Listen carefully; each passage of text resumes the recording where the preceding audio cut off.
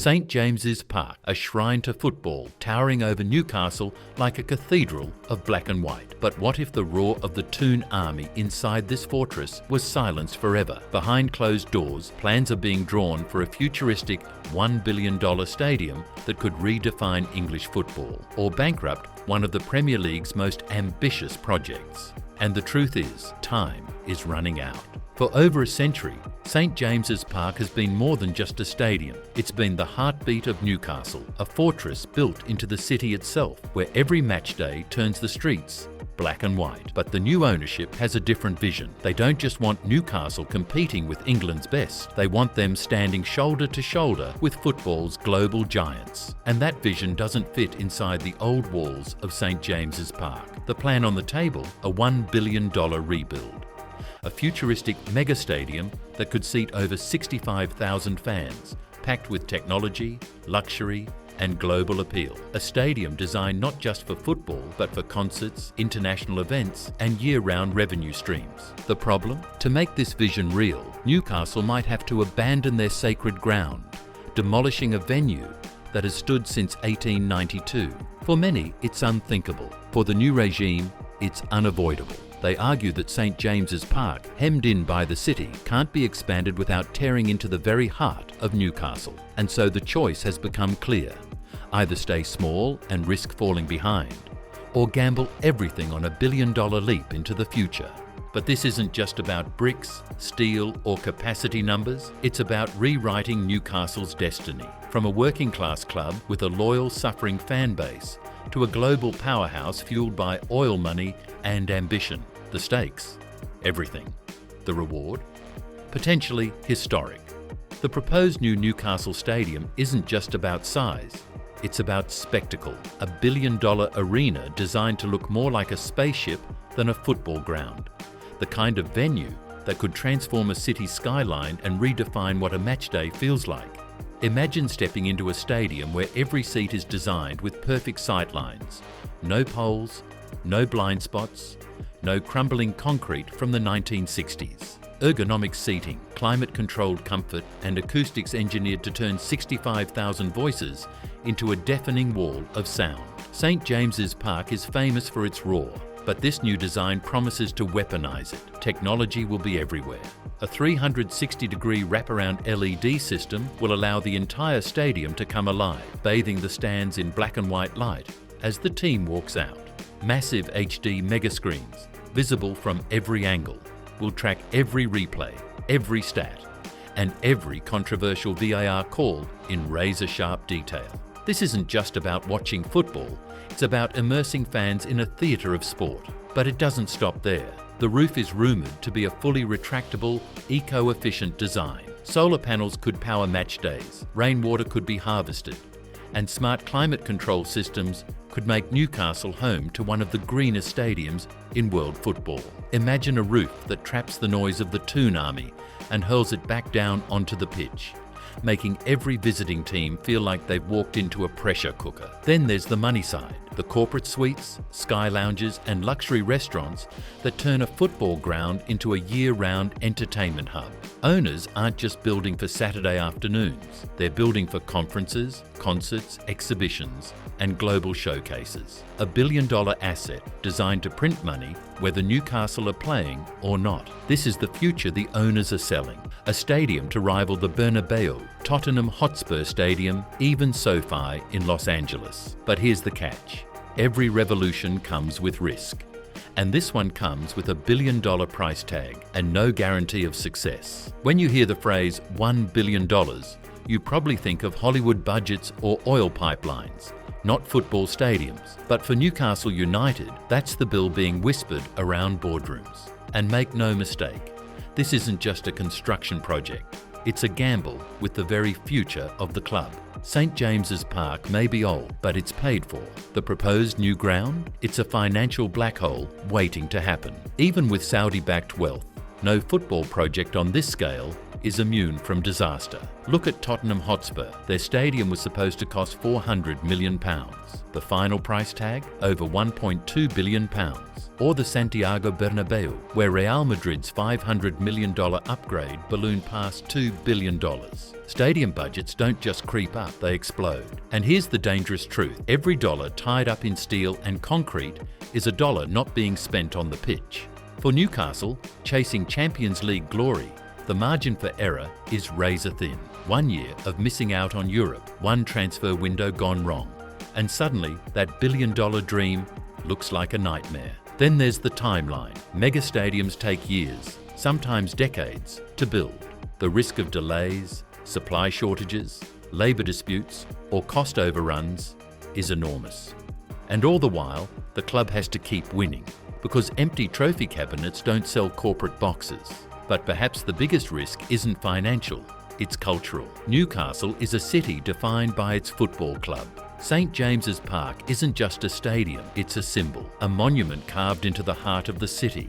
Abandoning it for a gleaming glass and steel dome risks alienating the very fans who have kept the club alive through decades of struggle. For every billionaire exec dreaming of luxury boxes, there's a lifelong fan asking one simple question. Is this still our club, or has it been sold to the highest bidder? That's the paradox Newcastle faces. On paper, a billion-dollar stadium could make them richer, stronger, and globally relevant. But if the gamble goes wrong, the fallout could be catastrophic, bankrupting ambition before it ever truly begins. Newcastle's proposed new stadium isn't just about keeping up with the Premier League, it's about rewriting the global football map. Because in modern football, stadiums aren't just homes for clubs, they're weapons, they're statements of power.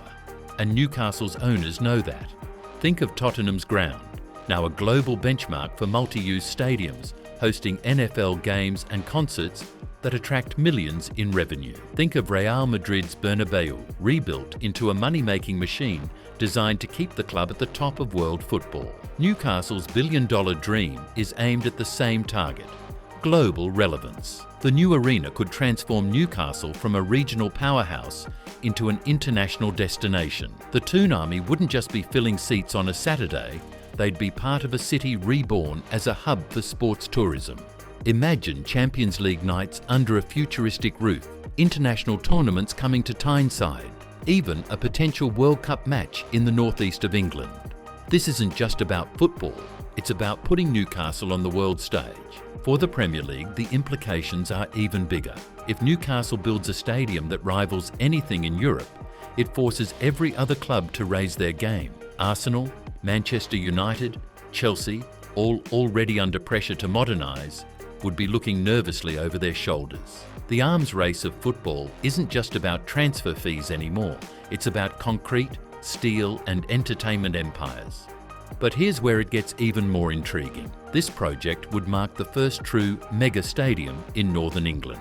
While London has become the epicentre of modern football luxury, Newcastle's move could shift the balance of power, proving that world-class football doesn't have to orbit the capital. It could redefine how global investors see not just Newcastle, but the entire Northeast, a region historically overlooked on the world stage. Yet with that global spotlight comes pressure. Pressure to win, pressure to deliver trophies, pressure to justify a billion-dollar palace in a city still scarred by economic struggles. If Newcastle pulls it off, they could change football forever. If they fail, the fallout won't just be local, it will be global. For Newcastle supporters, this is more than bricks and mortar. It's a question of identity. St James's Park isn't just a stadium, it's the cathedral of the Toon Army, a place where generations have lived and suffered together. From Shearer's Thunderbolts to the entertainers of the 90s, to survival scraps that felt like finals, it's all happened under that roof. The idea of tearing it down feels to many like erasing a century of memories. And yet for others, this is the future they've been dreaming of. After decades of neglect under Mike Ashley, the Saudi-led takeover promised ambition on a scale Newcastle had never seen before. A billion-dollar stadium would be the ultimate symbol of that promise. Proof that the club is no longer content to just survive, but ready to dominate. Pride, ambition, status. The chance to finally step out of the shadow of English football's elite. But pride comes with a price. Many fans worry about being priced out, about their club chasing corporate wealth, while ordinary supporters, the ones who've stood through the rain on cold midweek nights, are left behind.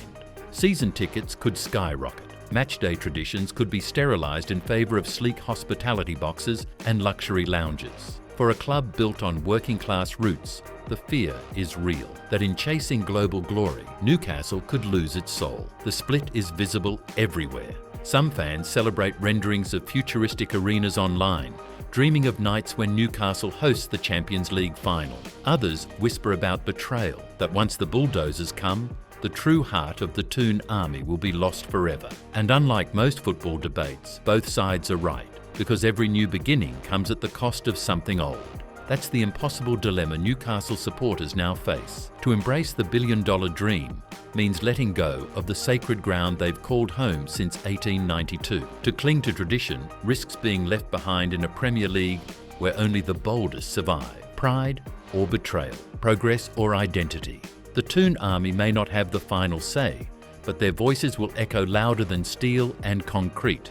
And no matter what happens, the scars of this decision will last for generations. Every great football gamble comes down to leadership. For Real Madrid, it was Florentino Perez staking his reputation on the Bernabeu's billion-dollar transformation.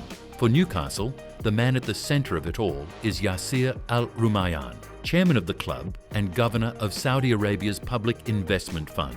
To the outside world, Al-Rumayyan represents limitless wealth, a billionaire with the resources of a nation behind him. But in football, money alone doesn't buy success. It buys expectation. Every move he makes at Newcastle is judged not just in England, but across the footballing world. And the stadium project is the boldest move yet. Pull it off, and Al-Rumayyan cements himself in history as the man who turned Newcastle United into a global superpower. He will be remembered alongside the architects of football's greatest empires, Roman Abramovich at Chelsea, the Glazers at Manchester United, Sheikh Mansour at Manchester City. Except this time, the stakes are higher because unlike transfers, managers or sponsorship deals, stadiums are permanent. They define legacies. But if it fails, the fallout would be devastating. Billions spent, but no glory. A half-finished shell looming over the city. Fans turn bitter, rivals laughing, and the dream of turning Newcastle into a European giant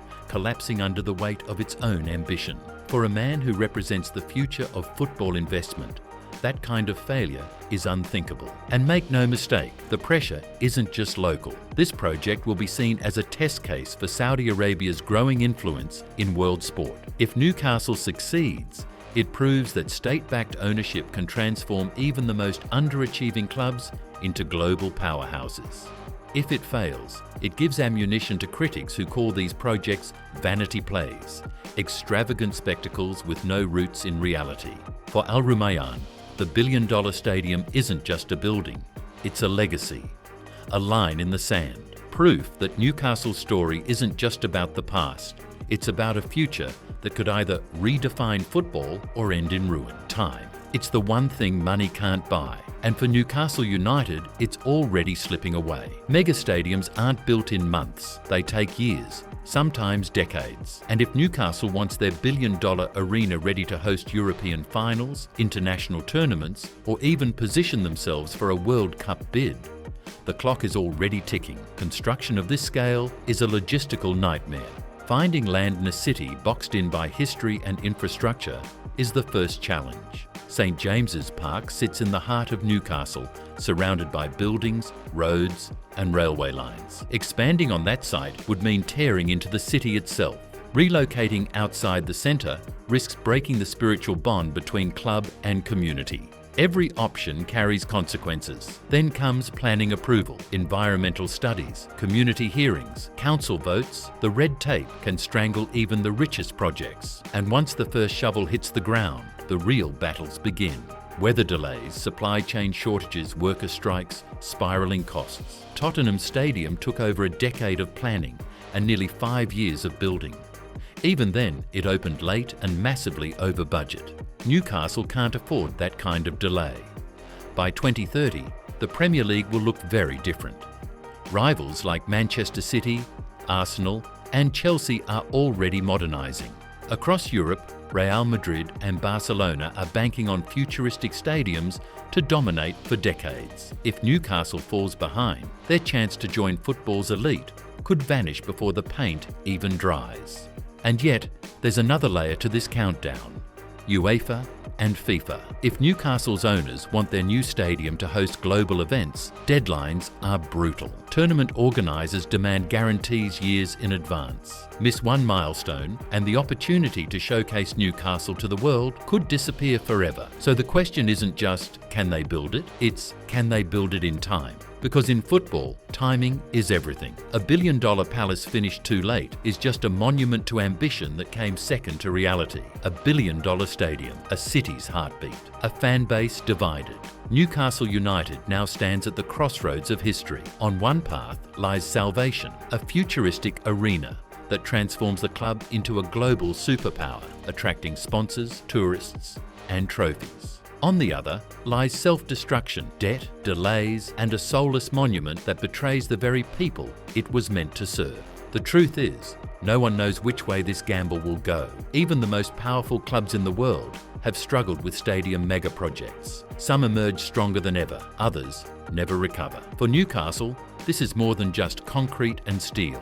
It's a question of identity, legacy, and the future of football in the Northeast. St James's Park has stood for 131 years, weathering wars, relegations, heartbreaks, and miracles. It's more than a stadium. It's a symbol of survival. And yet, survival may not be enough anymore. In a Premier League where money writes destiny, Newcastle's owners believe boldness is the only option. So will the $1 billion gamble deliver glory, or will it crush the dream before it even begins? Will future generations look back at this project as the moment Newcastle rose to greatness, or as the day they lost their soul? One thing is certain: the Toon Army will still be there, black and white flags flying, waiting to see if this story ends with triumph or tragedy. Because in football, as in life, the line between salvation and self-destruction is razor thin, and Newcastle United is about to walk it.